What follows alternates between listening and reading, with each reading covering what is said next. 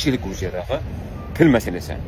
Бұл жақтың адамдары орысша сөйлемейді. Өте сирек сөйлейді. Сөйлескен кезде енді былай неохота жауап береді, неохотадан бұрын шынымды айтсам білмейді.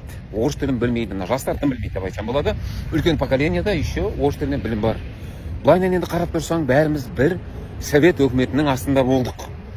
Неге біз орыс тілін сондай жақсы білеміз? Неге грузиндер орыс тілін жақсы білмейді? Одан кейін даже орысша білген күннің өзінде бұлардың өте мынандай ломаный орыс тілінде сөйлейді ғой. Прям тілдерін сындырып зорға сөйлейді. Осыны енді неге бұлай? Мен бір шешімін осының бар ғой тапқан сияқтымын. Қараңыздаршы міне. Мына жерде міне. Боржоми ағылшынша жазып отыр және өздерінің грузин тілінде жазулы тұр.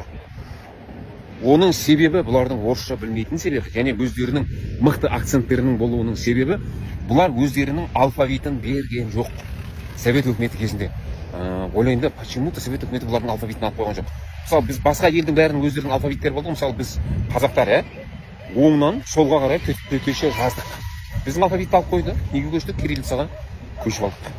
Кириллицаға қалай көштік, достар? Біздің тіліміз орысшаға өте бейім болды, жатық болды. Біздің мынау қазақ сөздерінің өзі орысшаға бейімделе бастады. Жаңа әріптер кірді, жаңа дыбыстар кірді. Қазақтың өзінің бұрынғы дыбыстары жоғала бастады. Мысалыға қаһарман дегендегі х деген дыбыс қазақтар қолданбайды. Одан кейін тіліміз жазба болып кетті. Енді ол енді бөлек әңгіме. Негізінде айтамын, мен ойлаймын, ең басты себеп осында. Біздің орыс тілін әлгіндей жақсы меңгергендігіміз алфавит сол достар. Былайынан қарап отырсаңыздар, қазір қай елде алма мысалы, өзбектер бар, қырғыздар бар, түркмендер бар, мына кімдердің өздерінің орыстардың арасында тұрған әлгі буряттары бар, якуттары бар, бәрі алфавиттерін ауыстырған. И бәрі орысша без акцентта сөйлейміз. Мысалы, біз сөйлеген кезде орыстардың өзін жолда қалдырамыз ғой. Көрдіңіздер ме? Алфавитті ауыстырғандағы үлкен мәселе. Енді неге бұлар алфавит ауыспады? Осының да мен бір шешімін тапқан сияқтымын. Кеше мен бір таксистпен сөйлесіп келе жатырмын.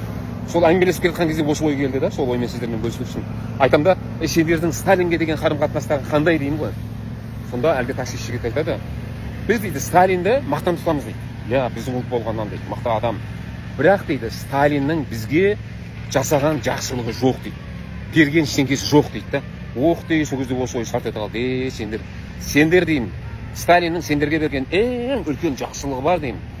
Ол сендердің алфавиттеріңді өздерінде қалдырды. Сол жасаған жақсылығы. Бұдан асқан жақсылық болмайды деп жатырмын да. Одан кейін анау фамилияларың деймін да. Мысалы, сендер Швилидзе, қалай дейді? Анау Шевернадзе, Саакашвили, бізде бәріміз оф-еф болып кеткен жоқпыз ғой, бізде айтсын өзі пәленшенің ұлы деп. Осындай біздің де өзіміздің тегімізді атайтын фамилияларымыз болды ғой. Қазір енді соған қайтып келе жатырмыз. Көріп тұрсыздар ма? Қай ұлтты алма, кім оф-еф болып кетті? Бәрінде орыстандыру саясаты өте жақсы жүрді. Мен ойлаймын, сол деп. Ең басты секрет осында деп. Енді қазіргі таңда оларға бұл прям Фарукан болды да, әдемі, несін өздерінің тілдерін ұстап, кімдермен Россиямен саясаттары неме сонша емес. Енді екі поколениеге бөлінеді. Үлкен поколение деп бұрынғы ностальгиясын айтады, ал жастар жағы болса, жоқ, біз бөлекпіз дейді. Осындай достар, осындай деп ойлаймын. Қалай ойлайсыздар? Содан ба? Сол сияқты. Өйткені мында келген кезде ана жазуларды көріп, бір орысша кездеседі, сирек, в основном тек қана грузинша жазылған және ағылшынша жазылған.